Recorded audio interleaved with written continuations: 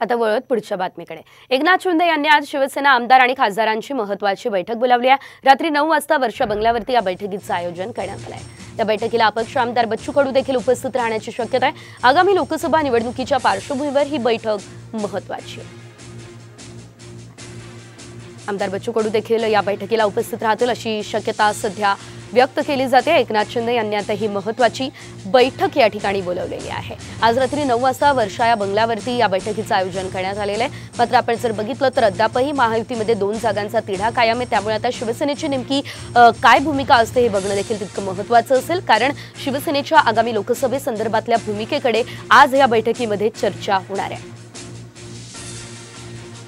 वर्षावरती मुख्यमंत्री एकनाथ शिंदे यांनी ही बैठक बोलावली। यानंतर महत्त्वाची बातमी आणखी एक आपण बघूयात। आमदारकीचा राजीनामा दिला नसल्याचं स्पष्टीकरण निलेश लंके यांनी दिलं।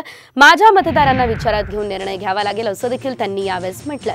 पण त्याच वेळी राजकारण कधीही कोणत्या वळणावर जाऊ शकतं असं सूचक वक्तव्य त्यांनी केलं। दरम्यान निलेश लंके यांनी आमदारकीचा राजीनामा दिल्याची चर्चा होती।